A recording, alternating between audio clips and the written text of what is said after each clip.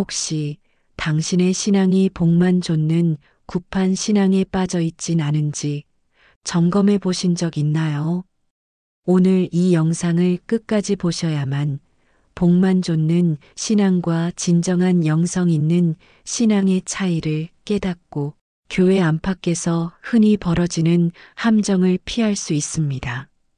왜냐하면 우리가 무심코 따라온 복중심 설교와 강대상 구파는 겉으로는 신앙처럼 보이지만 실제로는 우리 마음을 사로잡고 하나님과의 관계보다 자기 욕망을 향한 집착을 강화하기 때문입니다. 한쪽에서는 무당이 구술합니다. 신명나게 한판 놀면서 걸쭉한 목소리로 호령합니다. 정성이 부족하면 복을 받지 못한다. 사람들은 돼지 머리에 돈을 묻고 손바닥이 아려올 때까지 빕니다. 무당은 자신에게 강림했다는 신의 목소리를 흉내내며 사람들을 압도합니다. 행여 신이 땡강이라도 부릴까봐 사람들은 돼지 머리에 정성을 더하며 허리까지 흔들어 빕니다. 소리와 동작으로 마음을 고조시키면서 무당은 심리적 지배를 완성합니다. 사람들은 자신들의 욕망부와 복을 이루기 위해 무당의 종이 되는 것이죠. 그럼 교회에서는 어떨까요? 강대상에 서서 설교자는 탁자를 치며 큰 목소리로 외칩니다. 때로는 노래를 부르고 유머를 섞어 웃기기도 합니다.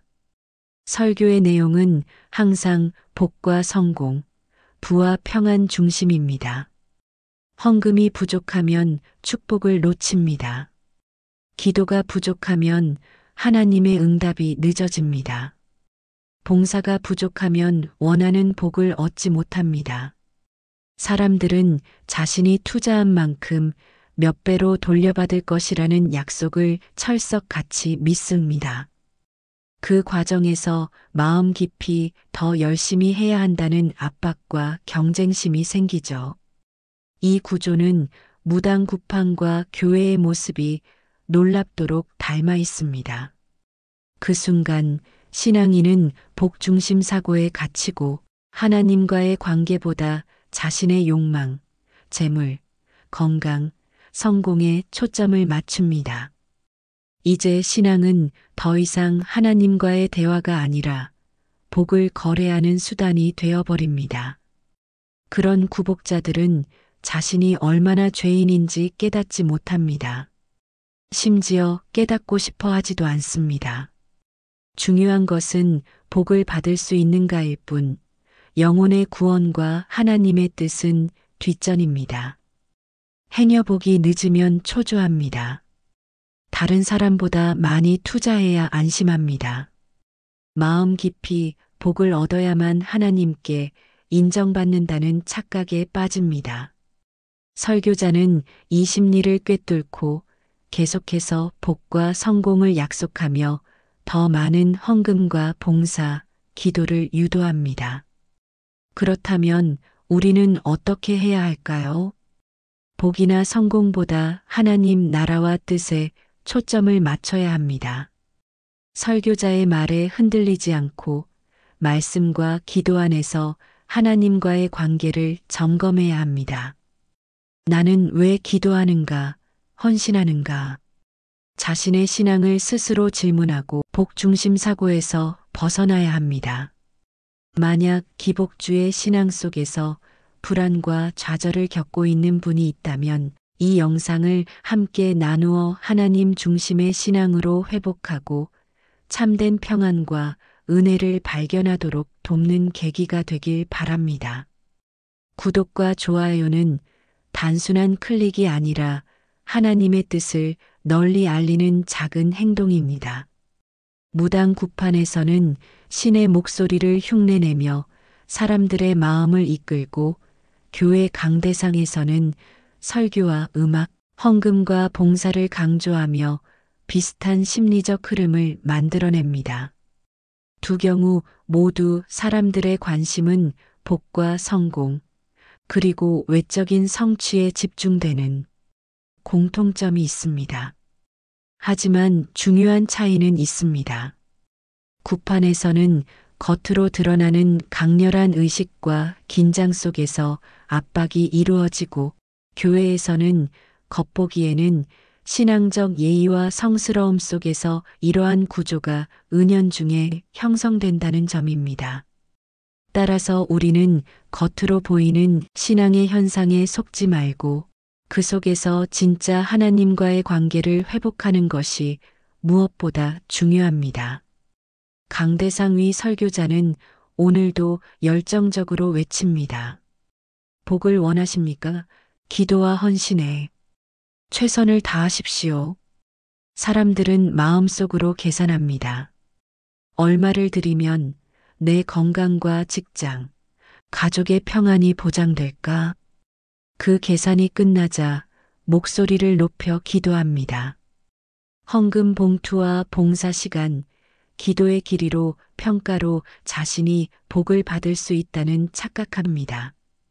결국 구복자는 자신의 욕망을 복에 투사하며 설교자에게 마음을 기울이게 됩니다. 기도 소리가 작으면 설교자에게 정성이 부족하다는 압박을 느끼게 되고, 그 결과 성도들은 자기 기도와 헌신에만 신경 쓰느라 하나님과의 진정한 대화는 뒤로 밀리게 됩니다. 봉사와 헌신 역시 복을 얻기 위한 거래 수단으로 변질됩니다. 진정한 섬김과 헌신보다는 눈에 보이는 재물과 지위 같은 결과에 초점이 맞춰지게 됩니다. 이 구조는 흥미롭게도 무당의 구판과 몇 가지 유사한 점을 가지고 있습니다. 무당 구판에서는 신의 목소리를 흉내내고 작두나 의식으로 사람들의 마음을 자극합니다. 강대상 위에서는 설교와 찬양, 헌금과 헌신 강조, 그리고 목소리의 울림을 통해 심리적 긴장이 자연스럽게 형성되기도 합니다. 구복자는 종종 자신도 모르게 몇 가지 심리적 덫에 빠지게 됩니다. 다른 사람보다 기도와 헌금, 헌신에 더 열심히 해야 마음이 놓인다고 느끼며 마음속에 경쟁과 질투가 자리 잡기도 합니다. 복이 눈에 보이지 않으면 불안과 죄책감이 찾아오고, 헌신이 부족하면 축복을 받지 못한다는 말이 반복될수록 마음은 점점 더 압박을 느낍니다. 복을 건강, 돈, 성공, 평안과 연결하며 하나님과의 깊은 관계는 점점 부차적으로 느껴집니다.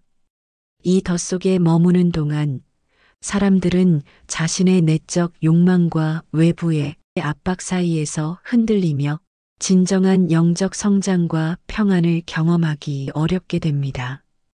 그렇다면 우리는 어떻게 해야 할까요? 우선 말씀과 기도로 중심을 잡아야 합니다. 헌금이나 기도, 봉사보다 먼저 하나님과의 깊은 관계를 우선에 두고 매일의 말씀 묵상과 기도를 통해 마음을 점검해야 합니다. 또한 관심의 방향을 바꿔야 합니다. 더 이상 복을 얻기 위한 행동에 초점을 두는 것이 아니라 하나님 뜻을 이루는 삶, 작은 섬김과 사랑을 실천하는 삶에 마음을 두는 것입니다. 이렇게 중심을 잡을 때 우리의 신앙은 외부의 압박에서 벗어나 내적 평안과 감사로 채워집니다. 이제 자기 점검의 시간을 가져봅시다. 나는 왜 기도하는가? 헌금과 헌신, 나의 목표는 무엇인가? 조급함이나 외부 압박에 이끌린 행동이 아닌 내 마음을 솔직히 들여다보는 시간이 필요합니다. 자신이 어디에 마음을 두고 있는지, 무엇을 위해 신앙생활을 하고 있는지 차분히 점검해야 합니다. 결론적으로 이 모든 구조와 경험 속에서 우리는 선택의 기로에 서 있습니다. 계속 복중심 신앙의 덫에 머물 것인지, 아니면 하나님과의 관계를 중심으로 삶을 새롭게 세울 것인지, 그 선택이 우리의 마음과 삶, 그리고 가정과 공동체를 회복시키는 길이 될 것입니다. 여기서 질문입니다. 당신은 지금 이 구조 속에서 흔들리는 신앙입니까? 아니면 하나님 계획 안에서 중심을 잡고 있는 신앙입니까? 진정한 선택은 복이 아니라 하나님의 뜻과 관계를 좇는 삶입니다. 혹시 당신은 복만 줬다가 진짜 신앙을 잃고 있진 않은가요? 이 영상을 끝까지 본다면 교회 안팎에서 벌어지는 권력 구조와 심리적 지배, 그리고 구복자가 겪는 내적 갈등의 실체를 알 수 있습니다. 또한 하나님과의 진정한 관계를 회복하는 방법까지 이해하게 됩니다. 많은 성도들은 마음속에서 모순된 감정을 느낍니다. 복을 원하지만 마음은 공허합니다. 왜 이렇게 열심히 기도하고 헌금하는데 원하는 복이 오지 않을까? 다른 사람과 비교하며 불안과 좌절감에 빠지기도 합니다. 이 내적 갈등은 종종 죄책감과 결합되어 성도 스스로를 옥죄는 심리적 압박으로 작용합니다. 헌금을 충분히 하지 못하면 마음 한켠이 무겁고, 기도가 부족하면 마음이 불안해지며, 봉사에 참여하지 못하면 왠지 죄책감이 따라옵니다. 이렇게 복을 중심으로 한 생각이 자리 잡으면 신앙의 본질이 가려지고 맙니다. 더 이상 하나님과 진솔하게 대화하는 것이 아니라 원하는 결과를 얻기 위한 계산과 전략으로 신앙이 흐르게 되는 것이지요. 강대상 위 설교자는 사람들의 마음을 이해하고 그 심리를 활용해 분위기를 이끌어갑니다. 설교와 음악, 다양한 연출을 통해 감정이 고조되고, 반복되는 말씀으로 복을 받으려면 헌신을 다해야 한다는 생각이 서서히 자리 잡습니다. 때로는 개인의 약점이나 고민을 이야기 속에 섞어 자연스럽게 강조하기도 합니다. 이렇게 사람들은 설교와 분위기에 마음을 열며 순종과 헌신이 조금씩 강화됩니다. 설교자의 말이 하나님 뜻처럼 느껴지기도 하고, 의문이나 비판은 죄책감으로 바뀌기도 합니다. 결과적으로 강대상과 성도 사이에는 미묘하지만 확실한 심리적 의존과 마음의 거래 구조가 만들어집니다. 교회 안에서 일부 성도는 눈에 보이는 결과를 얻기도 합니다. 가끔은 사업이 잘 풀리거나 가정의 평안이 찾아오는 경우도 있습니다. 이런 모습을 본 다른 구복자들은 저 사람처럼 해야 나도 복을 받을 수 있다는 생각에 압박을 느끼게 됩니다. 그 과정에서 스스로의 전략과 설교자의 메시지가 뒤섞이기도 합니다. 과연 이것이 하나님께서 주신 은혜인지, 아니면 설교자의 말대로 투자한 결과인지 혼동하게 되면서 복과 신앙의 진정한 의미가 점점 분리되어 버립니다. 구복자는 마음속에서 갈등을 느끼며 결과적으로 마음 한켠에는 불안과 좌절, 공허가 자리 잡습니다.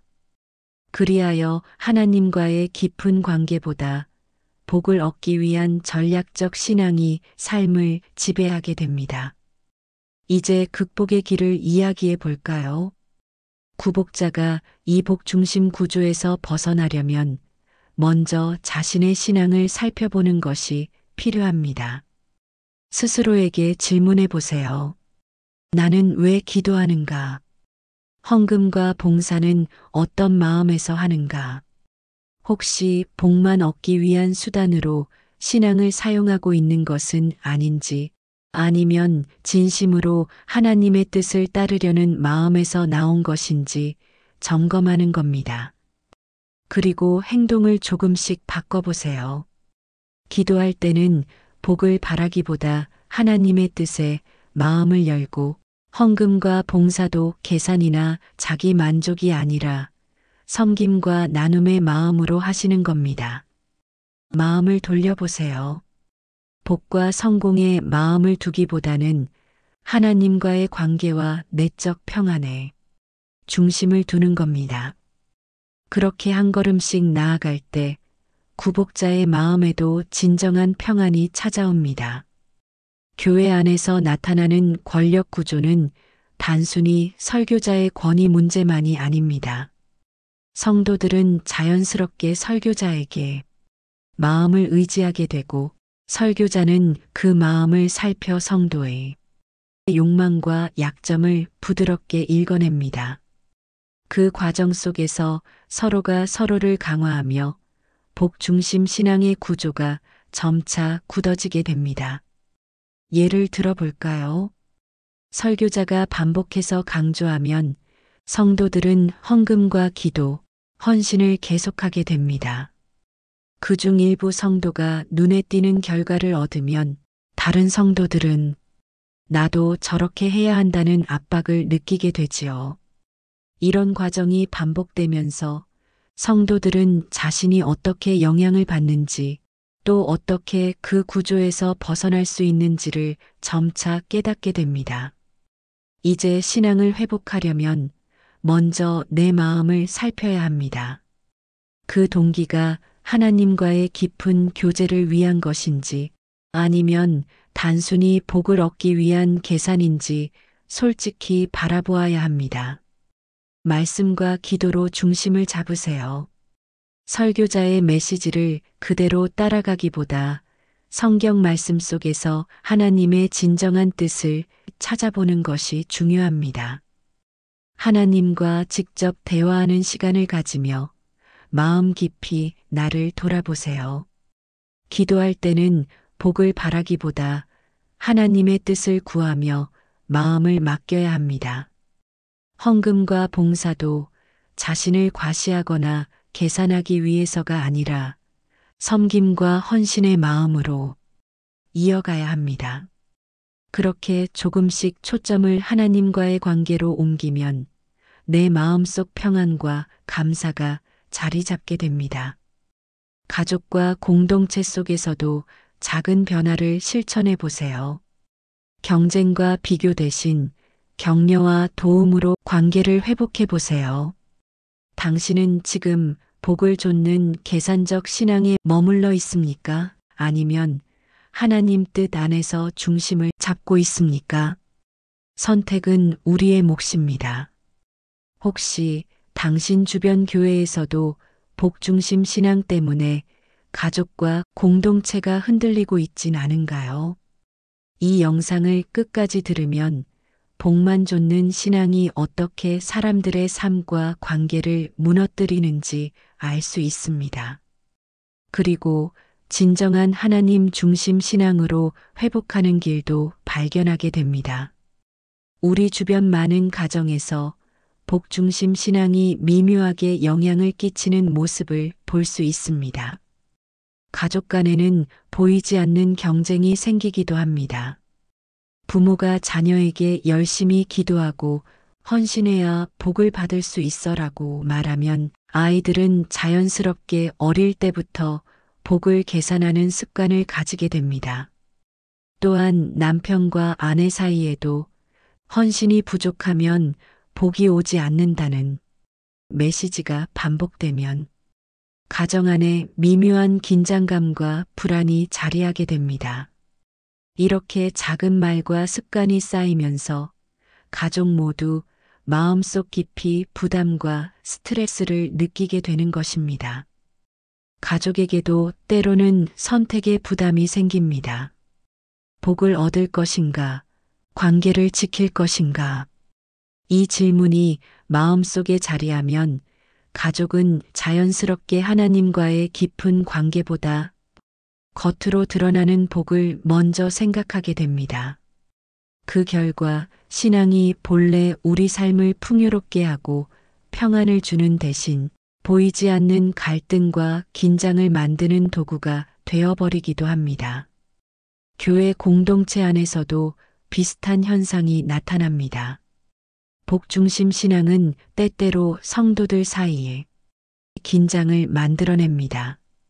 누가 더 많은 헌금을 하고 누가 더 열심히 헌신하는가를 비교하게 되면서 작은 시기와 불안이 생기기도 합니다. 또한 설교자가 반복해서 강조하는 헌신을 다하라는 메시지 속에서 성도들은 복을 얻기 위해 따르게 되고 보이지 않게 심리적 종속이 형성됩니다. 결국 서로 협력하고 격려해야 할 공동체 안에서도 비교와 경쟁이 중심이 되는 상황이 만들어지는 것입니다. 실제 사례를 보면 청년부에서 열심히 헌신해 참여한 한 청년이 원하던 대학에 합격하지 못한 경우가 있었습니다. 그는 실망과 좌절을 느꼈고 친구들과 관계에도 미묘한 갈등이 생기게 되었습니다. 노년층의 경우도 비슷한 양상을 보입니다. 연금과 건강을 헌금과 봉사로 계산하며 기대했던 결과가 나타나지 않으면 쉽게 우울해지고 죄책감을 느끼게 됩니다. 이 모든 사례에서 공통적으로 발견되는 점은 복중심 사고가 우리의 신앙과 삶의 균형을 흐트러뜨린다는 것입니다. 즉, 신앙이 본래 가져야 할 평안과 기쁨보다는 결과와 계산에 마음을 빼앗기게 된다는 사실입니다. 강대상에 서 있는 설교자는 공동체 안에서 사람들의 마음을 세심하게 읽고 활용합니다. 예를 들어 누가 더 많은 헌금을 하고 누가 더 열심히 기도하며 헌신하는지에 대해 강조하며 살짝 경쟁심을 불러일으키기도 합니다. 또 일부 눈에 띄는 성공 사례를 반복적으로 소개하면서 사람들 마음속에 나도 이렇게 해야 하나 하는 압박감을 자연스럽게 심어줍니다. 이런 과정을 통해 성도들은 점점 설교자에게 마음을 맡기고 복을 얻기 위해 계속 참여하게 됩니다. 결과적으로 교회 안에서는 구복자와 설교자 사이에 보이지 않는 공생 관계가 형성되고 성도들은 계속 헌금과 봉사에 마음을 쏟게 됩니다. 공동체 갈등과 가족 압박은 구복자의 내적 갈등을 더 깊게 만듭니다. 왜 내가 이렇게 열심히 하는데도 복이 안 올까? 다른 사람보다 내가 부족한 걸까? 하나님은 나를 왜 시험하실까? 이 내적 갈등은 죄책감과 불안, 심리적 압박으로 이어집니다. 결국 복중심 신앙이 신앙 본질을 가리고 내적 평안을 방해합니다. 나는 왜 기도하는가, 헌금하는가, 봉사하는가? 그 동기를 살펴보며 하나님과의 관계 중심으로 마음과 행동을 천천히 전환해 가야 합니다. 다음으로 공동체 안에서 자신의 역할을 재정립해야 합니다. 경쟁보다는 서로 협력하고 나누는데 초점을 맞춰야 합니다. 서로를 비교하지 않고 하나님 뜻에 따라 자연스럽게 공동체 속에서 섬기고 성장하는 길을 찾아야 합니다. 복과 외적 결과가 아닌 삶 속에서 하나님 뜻을 실천하고 느끼는 데 마음을 둬야 합니다. 작은 섬김과 진심 어린 기도를 통해 공동체와 가족 속에 조용한 회복과 평안을 만들어 가야 합니다. 당신은 지금 복중심 구조 속에서 흔들리고 있습니까? 아니면 하나님 뜻과 관계 중심 신앙을 선택하십니까? 선택은 단순히 행동이 아니라 삶과 신앙 전체를 결정하는 문제입니다. 혹시 당신은 복만 줬던 신앙에서 벗어나 하나님 뜻 안에서 평안을 얻고 싶으신가요? 이제까지 살펴본 복중심 신앙의 덕과 내적 갈등을 모두 정리하고 진정으로 하나님과 관계를 회복하며 삶 속에서 평안과 참된 복을 누리는 방법을 알려드립니다. 구복자는 끝없이 헌금하고 기도하고 헌신합니다. 하지만 마음속 깊이선 불안과 공허가 자리 잡습니다. 왜 복이 오지 않을까? 다른 사람보다 나는 부족한가? 설교자가 말한 대로 했는데 하나님은 왜 응답하지 않으시는가? 그림자는 내적 평안을 가로막습니다. 복을 쫓던 신앙은 결국 하나님과의 관계보다 자기 계산과 욕망을 중심으로 움직입니다. 회복의 첫걸음은 복이 아닌 하나님 중심 신앙으로 초점 전환이 필요합니다. 나는 왜 기도하는가? 헌금과 봉사는 하나님을 기쁘게 하기 위함인가? 아니면 복을 얻기 위한 수단인가? 내적 동기를 점검하며 정직하게 마음을 들여다봐야 합니다. 교회 안에서 혼자 회복한다고 해서 모든 것이 끝나는 것은 아닙니다. 우리는 가족과 공동체가 주는 영향 속에서 살아가기에 그 속에서도 함께 회복의 길을 걸어야 합니다. 먼저 가족과의 대화가 필요합니다. 복중심 신앙 때문에 생긴 긴장과 오해를 솔직하게 나누고 서로를 비교하고 경쟁하던 습관을 천천히 내려놓습니다. 그리고 공동체 안에서 관계를 새롭게 정립해야 합니다. 헌금과 봉사, 기도 경쟁이 아닌 서로를 돕고 격려하는 문화를 만들어 가야 합니다. 경쟁보다는 협력과 나눔에 초점을 두며 함께 성장하고 회복하는 공동체를 만들어 가야 합니다. 구복자가 겪는 불안과 공허는 하나님 중심의 신앙으로 점차 사라지게 됩니다. 복을 얻기 위한 전략적 신앙이 하나님의 뜻을 따라가는 신앙으로 서서히 바뀌면서 마음 깊이 평안과 감사가 자리 잡습니다. 삶 속 사소한 순간에도 은혜와 축복을 발견하게 됩니다. 예를 들어 헌금과 봉사를 마친 후에도 결과에 연연하지 않고 하나님께 감사하고 기도 중 응답이 늦더라도 하나님의 계획을 신뢰하며 주변 사람들과 나누는 가운데 복이 아닌 섬김에서 기쁨을 찾게 됩니다. 실제 적용 방법도 조금씩 실천할 수 있습니다. 하루 5분, 10분이라도 하나님과 대화하며 복이 아닌 하나님의 뜻에 집중합니다. 하루 한 장 또는 5절씩 읽고 말씀을 자신의 삶과 자연스럽게 연결해 이해합니다. 가정 안에서 기도와 섬김을 함께하며 경쟁 대신 격려를 나눕니다. 헌금, 봉사, 기도 참여를 서로 비교하지 않고 하나님과의 관계 중심으로 전환하며 주변 성도와 함께 나눔과 격려를 실천합니다. 이런 작은 실천들이 쌓이면서 마음속 깊이 평안과 기쁨이 자리 잡고 신앙과 삶이 온전히 회복되는 길로 안내합니다. 복중심 신앙은 누구에게나 쉽게 빠질 수 있는 덫입니다. 눈에 보이는 결과만 쫓다 보면 하나님과의 관계가 점점 흐려지고 마음속 불안과 가족 간의 갈등, 공동체 속 긴장으로 이어지기 쉽습니다. 하지만 하나님 중심 신앙으로 돌아선다면 마음 깊은 평안이 찾아오고 삶 속 작은 은혜와 축복을 발견하게 되며 가족과 공동체 관계도 자연스럽게 회복됩니다. 이제 선택은 우리의 몫입니다. 계속해서 복중심 신앙을 쫓는다면 내적 갈등과 공허, 비교와 불안이 계속될 수 있습니다. 그러나 하나님 뜻 중심 신앙을 실천한다면 평안과 감사, 관계 회복, 그리고 영적 성장이 우리 삶 속에 자리 잡게 됩니다. 다 같이 기도하겠습니다.